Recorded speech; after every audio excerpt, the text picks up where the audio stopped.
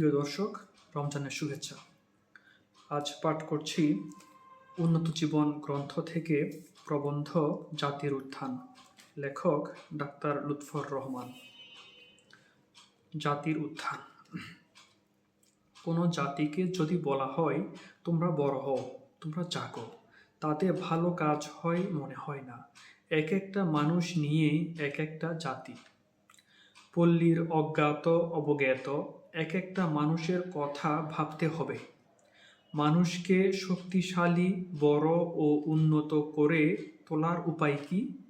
তাকে যদি শুধু বলি তুমি জাগো, আর কিছু না, তাতে সে জাগবে না।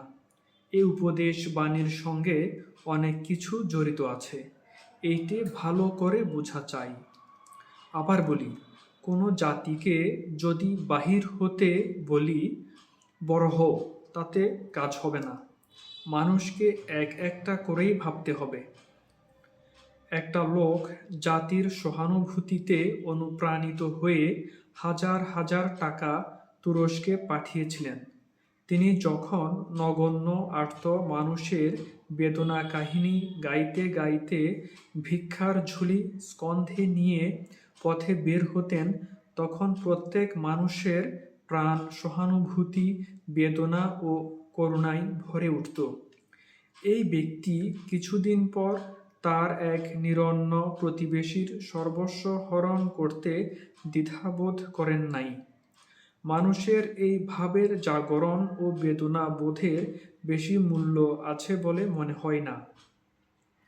কোনো জাতির যখন পতন আরম্ভ হয়, তখন দেশসেবক যে কেউ থাকে না তা নয়। স্বাধীনতার মমতায় কেউ প্রাণ দেয় না তা বলি না। যারা দেয় তাদের মন ভিতরে ভিতরে অন্ধ হতে থাকে। জাতিকে খাঁটি রকমে বড় ও ত্যাগী করতে হলে সমাজের প্রত্যেক মানুষকে বড় ও ত্যাগী করতে হবে। কি উপায়ে?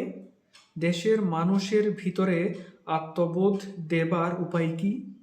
প্রত্যেক মানুষ শক্তিশালী, উন্নত হৃদয়, প্রেম ভাবাপন্ন, সত্য ও ন্যায়ের প্রতি শ্রদ্ধাবান, অন্যায় ও মিথ্যার প্রতি বিতৃষ্ণা হবে কেমন করে? জাতির প্রত্যেক বা অধিকাংশ মানুষ এইভাবে উন্নত না হলে জাতি বড় হবে না। প্রত্যেক মানুষের ভিতর জ্ঞানের জন্য একটা স্বাভাবিক ব্যাকুলতা জন্মিয়ে দেওয়া চাই। সংসার এমনভাবে চলছে, তাতে সকলের পক্ষে বিদ্যালয়ের বা উচ্চ জ্ঞানের জন্য যোগ দেওয়া সম্ভব হয় না, অথবা সারা জীবন ধরে বিদ্যালয়ে জ্ঞান লাভ করা হয়ে ওঠে না।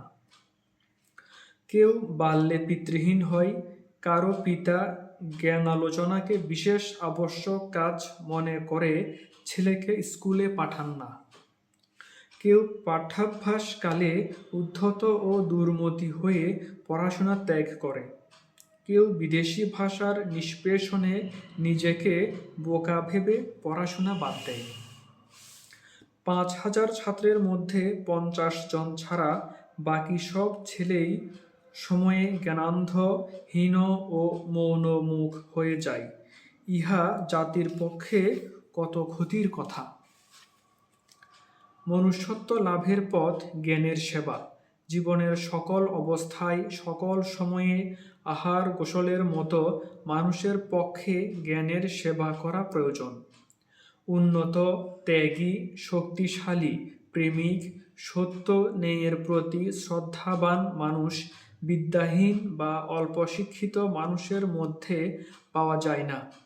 মানুষের বা জাতিকে বড় হতে হলে সব সময়ে তাকে জ্ঞানের সেবা করতে হবে। ধন্যবাদ।